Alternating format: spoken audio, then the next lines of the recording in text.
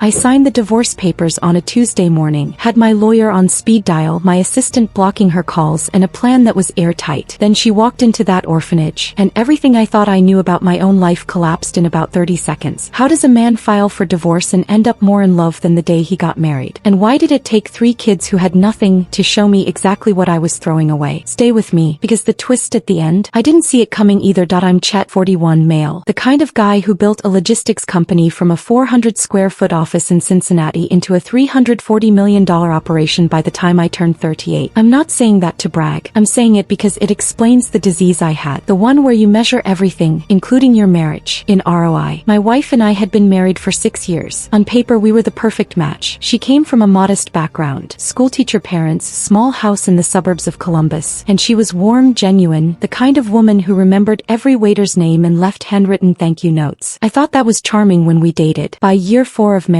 I had quietly filed it under inefficient use of time. I was never cruel to her. I want to be clear about that. I was just absent. Mentally, emotionally, chronically absent. Board meetings, acquisition negotiations, investor dinners that ran until midnight. I told myself I was building something for us. But if I'm being honest, and this whole post is about finally being honest, I was building something for me and she was just a fixture in the backdrop of my life. The divorce idea didn't come out of nowhere. It had been brewing for about a year. We barely spoke. When we did, it felt like 2 strangers making small talk in an elevator. I remember sitting across from her at dinner one night. She'd made this elaborate pasta dish, candles on the table, the whole thing, and I spent most of the meal reading an acquisition brief on my phone under the table. He knew. She didn't say anything. She just quietly cleared the plates when we were done. That image haunted me later, but at the time, I took it as confirmation. We don't connect anymore. This isn't working. Better to end it cleanly. I had my attorney draft preliminary divorce paperwork in March. I hadn't told her yet. I was waiting for the right time, which is what people say when they're too cowardly to just do the thing. Then came the phone call that derailed everything. My business partner, let's call him my partner, had been with me since year 2 of the company. We'd built this thing together. He handled operations, I handled growth and capital. He was also, I realized far too late, quietly positioning himself to push me out. For 2 years, he had been cultivating relationships with 3 of my 7 board members. Dinners I wasn't invited to. Golf weekends framed as team building. He had also, and this is the part that made my blood run cold, been feeding a private equity firm inside information about our Q3 projections, positioning them for a hostile takeover bid timed to coincide with my planned divorce filing. His logic was surgical. A high-profile divorce would create enough personal distraction and stock volatility that the board would question my focus. The PE firm would swoop in with a lowball offer. My partner had a side arrangement where he'd retain his position and get a significant equity bonus under the new ownership. I found out because his assistant made a mistake. She accidentally CC'd my personal email on an internal memo that was meant only for him. 1 paragraph, enough to unravel everything. I sat in my car in a parking garage for 45 minutes just reading that email over and over. The divorce plan went on hold, not because my marriage suddenly improved, but because I now had a war to fight on a different front, and I needed every resource I had, including the stability that came with a united personal front. I didn't tell my wife what was happening. I told her the divorce conversation needed to be paused. She looked at me with those steady eyes of hers and said, okay, just okay. No argument, no relief, just quiet acceptance, which somehow felt worse than anger would have. She had her own life by then. That's what I hadn't fully registered. While I was drowning in quarterly reports, she had quietly built something of her own. She had started volunteering at a children's residential facility about 40 minutes outside of Cincinnati. Not a weekend hobby, she was there 3, sometimes 4 days a week. I knew about it vaguely, the way you know about background noise. She'd mention it. I'd nod. Move on. My attorney, working the partner situation, needed documents from my home office one afternoon when I was stuck in a deposition. He asked if my wife could retrieve them. She was apparently near that area. Near that area turned out to be at the children's facility. My attorney called me after he'd picked up the documents. He said, almost as an aside, your wife is something else, man. I asked what he meant. He described pulling into the facility parking lot and seeing her in the outdoor yard with about a dozen kids. She was in the middle of what looked like a controlled chaos. 1 kid hanging off her back, another tugging her sleeve, a third crying into her shirt, and she was completely calm, laughing, present in a way he said he'd never seen a person be present. He said, she's not a volunteer there, Chet. She's basically a mom to half those kids. I dismissed it, filed it under good for her, went back to my war with my partner. The legal situation with my partner moved faster than I expected. My corporate attorney is exceptional. Within 6 weeks of intercepting that memo, we had documented evidence of his breach of fiduciary duty, his unauthorized disclosure of proprietary financial projections, Orphans, and his coordinated effort with the PE firm, which, depending on how the SEC looked at it, had serious securities fraud implications. Here's where the revenge starts, and I want to be precise about this because the details matter. First move, I quietly secured the loyalty of 4 board members by presenting them, privately, individually, with the full evidence package. Not emotional, not accusatory, just documented facts and a clear picture of what my partner had been doing behind all of our backs. 3 of the 4 flipped immediately. The 4th took a weekend. Second move, I contacted the PE firm directly. Not my attorney, me. I told their managing director that I was aware of their arrangement, that I had documentation sufficient to trigger an SEC inquiry, and that I was prepared to file a formal complaint unless they voluntarily withdrew their acquisition interest and provided a written statement confirming they had received material non-public information from a company insider. They withdrew within 72 hours. Their statement came 4 days later. Third move, I called a special board meeting. My partner walked in expecting routine business. He had no idea 4 of 7 board members had already reviewed the evidence against him. I presented everything in about 20 minutes, calmly, systematically, the way I'd run 1,000 meetings. His face went through about 8 different expressions. When I finished, I asked the board to vote on immediate termination for cause. The vote was 5-2. The 2 who voted against were the ones he thought he'd secured. He hadn't. He tried to speak. The board chair stopped him. Under his employment agreement, termination for cause voided his equity acceleration clause, meaning the $4.2 million